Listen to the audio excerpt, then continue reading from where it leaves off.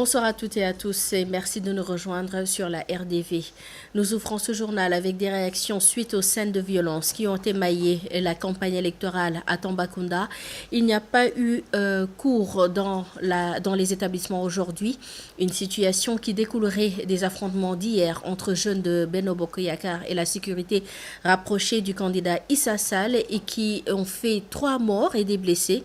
Des blessés parmi lesquels 8 journalistes dont 2 dans un état grave. Le SYNPICS exige l'ouverture d'une enquête et brandit une plainte si rien n'est fait.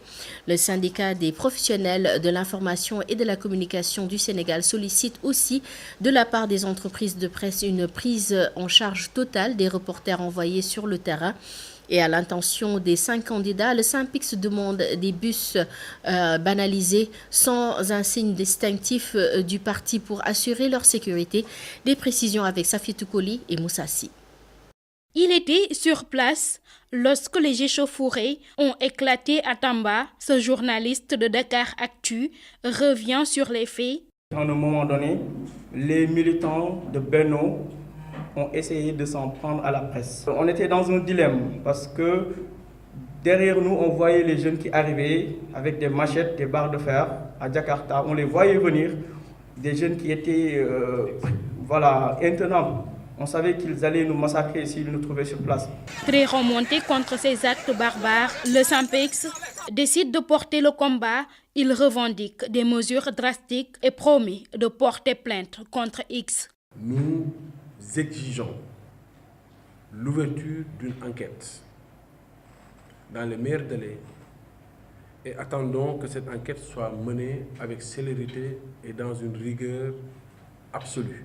Certes, ils sont revenus sains et saufs à Dakar, mais ces rescapés dénoncent la conduite du staff du PUR après ces incidents. Jusqu'au moment où je vous parle, aucun membre de la délégation du candidat Issa Sall n'a tenté de nous joindre pour savoir dans quel état l'on se trouvait. La protection et la prise en charge des journalistes doit être une priorité. Ainsi, le syndicat avertit les entreprises de presse et les candidats.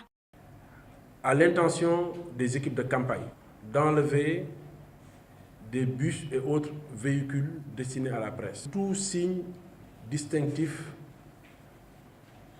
qui les rattache à ces états-majors de partis politiques.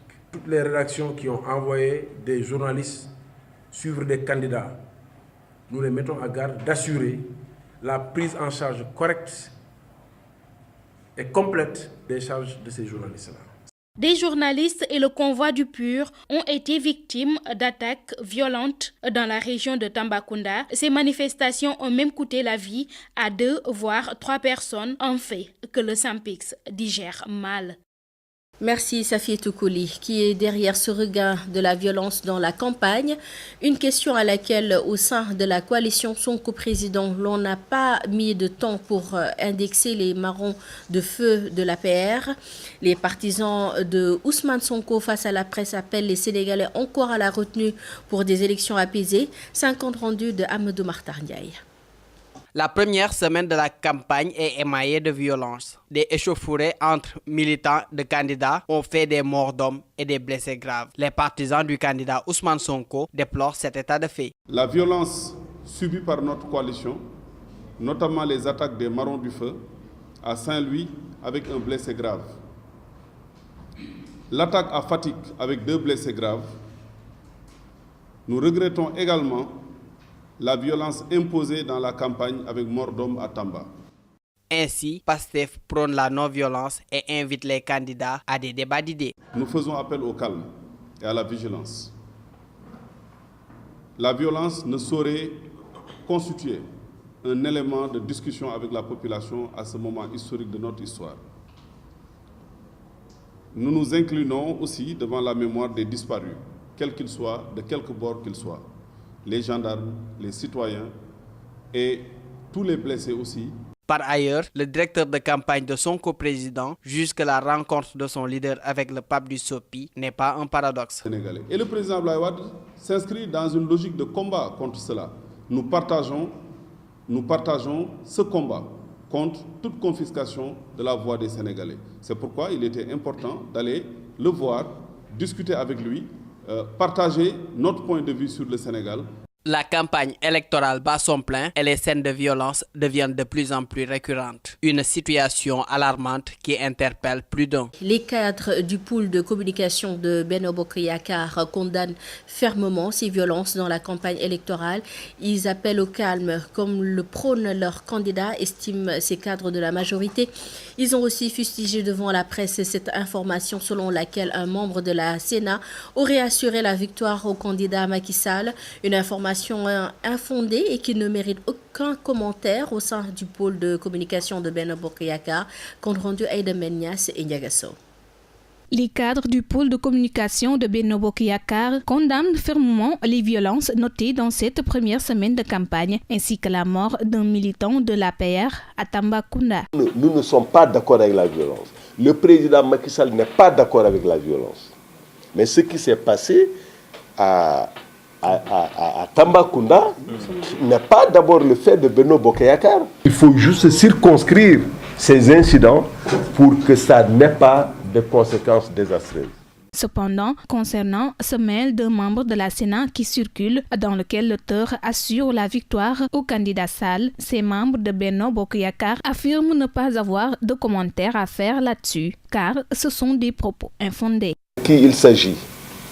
Le journal qui l'a dit n'a qu'à dire qu'il l'a dit. Parce que là, je ne peux pas malheureusement discuter de ce genre de choses. Quelqu'un a dit, ainsi de suite, qu'on ne peut pas, sur la base de rumeurs, faire des commentaires. Par ailleurs, El Hadji Amadou Kassi indique que le candidat Macky Sall a totalement raison de soutenir que voter Benno, c'est garantir la paix en Casamance. Il y a énormément de programmes qui sont intervenus de façon spéciale en Casamance parce que simplement la relation entre la paix et le développement est une relation consubstantielle. Il y a eu un statut spécial en Casamance, par exemple dans le domaine du tourisme.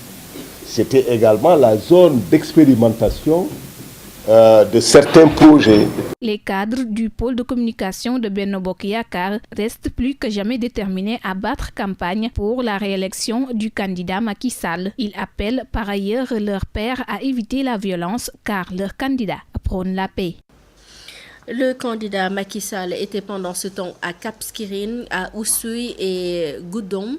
Le candidat de Benno Bokk Yakaar ambitionne de mettre en branle la phase 2 du PUDC au bénéfice des populations de la zone et de l'autre, des politiques pour mieux promouvoir le tourisme, compte rendu Codé-Niayes. La caravane de la coalition Benno Bokk Yakaar a bouclé 2 journées de campagne dans la région sud. À Oussouye, Macky Sall annonce la mise en branle du piment. Dans le cadre du PPDC, programme Pôle de développement Casamance, qui a permis d'augmenter la riziculture, de refaire des pistes de production, d'assurer et de moderniser la mobilité en milieu rural. Mais le Promoville PUDC 2 ainsi que Promoville et le piment vont apporter des réponses concrètes à vos préoccupations en plus du programme de désenclavement de la Casamance. Goudomp a aussi reçu la caravane de la coalition Benno Bokk Yakaar. Comme dans le Kassa, le candidat de la coalition Benno Bokk Yakaar décline ses ambitions dans le Balantacounda. Vous avez reconnu que Goudomp n'a pas été laissé en rade. Comme Goudomp Fatewunuko pendant le premier mandat, à travers tout ce qui a été entamé, non seulement pour le désenclavement, mais aussi pour le lycée, l'eau, l'électricité et surtout l'aquaculture.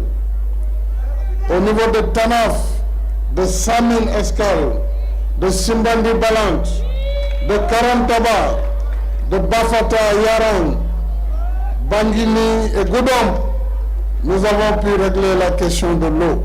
Au Cap Skirring, le président sortant entend consolider les acquis, notamment avec la défiscalisation, une manière pour le président sortant de booster le tourisme. dans la région. Toujours dans l'actualité, après une rencontre avec le ministre des Finances, le collectif des déguerpis de la cité Tobago estime être satisfait des assurances de Amadouba à propos du paiement de leur indemnisation, mais ils ont tenu aussi à préciser qu'ils restent vigilants pour la concrétisation de cette promesse. Beychoy, le porte-parole au micro de Anta Djidjou. Nous avons été convoqués par le ministre des Finances pour le dossier Tobago. Nous avons, au cours de notre rencontre avec lui, évoqué quelques points et les gens qui ont des doubles parcelles et certains qu'on a bloqué leurs parcelles. Donc, pour toutes ces questions, le ministre nous a donné suite favorable, puisqu'il nous a demandé des domaines de travailler avec le secteur général, surtout par rapport à l'indemnisation, pour l'inscrire dans le budget et très rapidement et le payer. Dans l'ensemble, on est satisfait du moment qu'il a demandé dès demain qu'on vient avec une commission de 3 personnes, travailler avec le secteur général pour que le dossier aille vite. Il nous a même suggéré que si le dossier est maintenant ralenti, sachez que c'est à votre niveau, vous. Mais nous, on est prêts en tout cas à débloquer la situation. Voilà.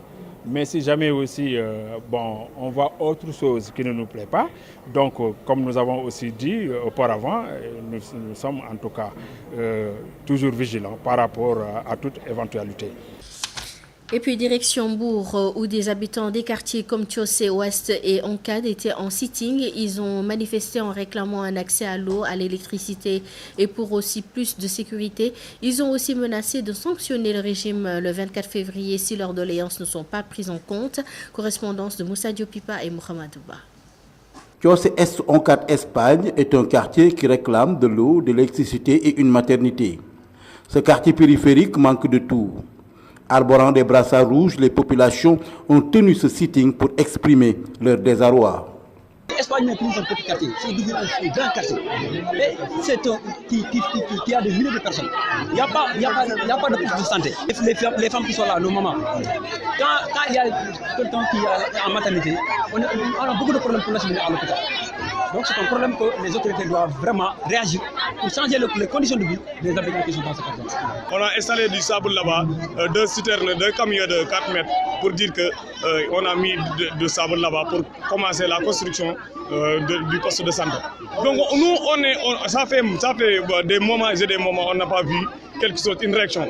Après l'approche des élections, on nous a mis des camions de sable pour dire qu'on a commencé de construire les élections. L'électricité, ça fait 1 an, on n'a pas vu de changement. On a monté les poteaux de courant, on a monté des poteaux fils, ça fait 2 ans. Donc on a marre de ce qui se passe ici. L'agression continue jusqu'à présent. À 20h, personne ne peut pas sortir. On ferme nos portes. Donc ça, c'est injuste. On ne peut pas regarder les téléfilms. La télé, les campagnes électorales, on ne sait pas qu'est-ce qui se passe au Sénégal. Même on ne peut pas suivre ce qui se passe à l'international. Ce quartier périphérique enregistre beaucoup d'agressions à cause de l'obscurité. Les populations menacent de ne pas voter. Donc on est écarté totalement de la société. Et ça fait marre.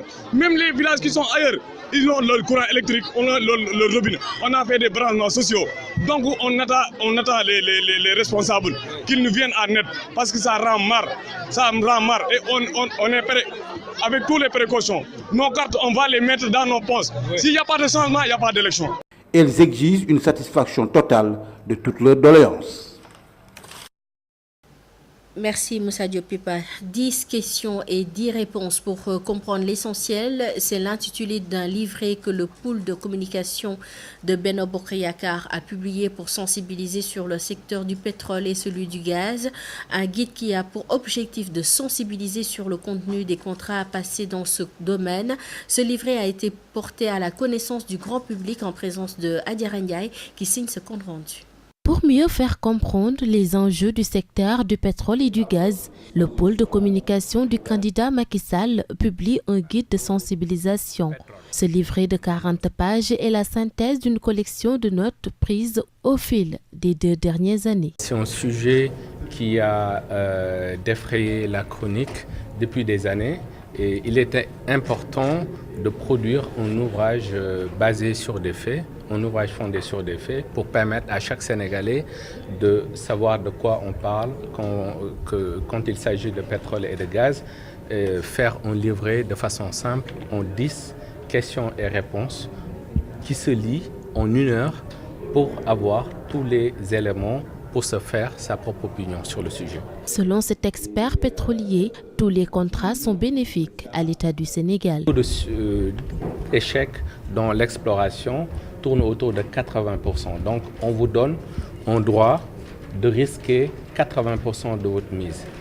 Alors, quand on entre en phase de production, l'État du Sénégal est majoritaire dans tous les contrats. Donc, il était important de déconstruire ces fausses idées reçues et d'éclairer les Sénégalais sur la réalité des faits. Parce que tous les contrats sont quand même publiés sur le site de l'ITIE. Donc, chaque Sénégalais peut aller sur le site itie.sn, sortir les contrats, le faire analyser. 10 questions-réponses pour comprendre l'essentiel des questions pétrolières et gazières au Sénégal, un document qui vient à son heure en accroît ses communicants. D'ailleurs, le Sénégal s'apprête à appliquer le nouveau code pétrolier pour encadrer l'utilisation future des revenus. Ouvrons à présent la page culture dans ce journal. Le dialogue culturel et artistique favorise le rendez-vous et le rapprochement entre les peuples selon l'ambassadeur de l'État d'Israël. Propos tenus par le diplomate de l'État hébreu en visite aux ateliers du Sahel. Une visite qui entre dans le cadre de la coopération culturelle entre les deux pays. L'artiste Khalidou Kassé, on s'en félicite, compte rendu Filamentine. Coopération culturelle entre artistes sénégalais et israéliens, ceci a motivé une visite du nouvel ambassadeur d'Israël au Sénégal au niveau des ateliers du Sahel. Nous sommes réjouis de la présence de l'ambassadeur ici aux ateliers du Sahel, son Excellence Rosenblick, qui est venu non seulement rendre visite aux ateliers du Sahel, mais continuer aussi dans la trajectoire de ce qui était fait en 2007, qui était intitulé un grand projet intitulé Shalom, Jam et Paix. Et tout cela maintenant est intégré dans le cadre de la paix, de la recherche de la paix dans le monde, mais de la recherche dans le pays aussi dans notre pays. Les artistes israéliens étaient là en 2007. Nous avons fait un excellent projet. C'est quelque chose de magnifique. Nous avons été en Israël pour partager, voir ce qu'ils font là-bas. L'ambassadeur d'Israël au Sénégal soutient que le dialogue culturel date de très longtemps. Le dialogue culturel israélo-sénégalais, c'est peut-être commencé avant l'indépendance du Sénégal, même de l'année 50. Et le président Léopold Sédar Senghor et notre premier ministre David Ben Gourion étaient en dialogue très vivant. Ainsi, des projets culturels et artistiques entre les deux pays sont en vue. Alors, les projets en vue, nous avons commencé à défricher quelques pistes que nous allons approfondir. Si on arrive à stabiliser tout cela maintenant, ce sera vraiment dévoilé pour vous dire exactement ce qu'on va faire, pas sur le plan seulement national, mais sur le plan aussi international et sous-régional. Face au contexte politique du pays, l'artiste Khalidou Kassé invite le peuple à revisiter son ouvrage intitulé Aïdou Yem ci Bopp Borom, qui met en exergue l'importance de la préservation de la paix. Chers amis téléspectateurs, c'est cette page culturelle qui met fin à cette édition. Merci de l'avoir suivi. Bonne suite des programmes à toutes et à tous sur Radio Dunia Vision. Bonsoir.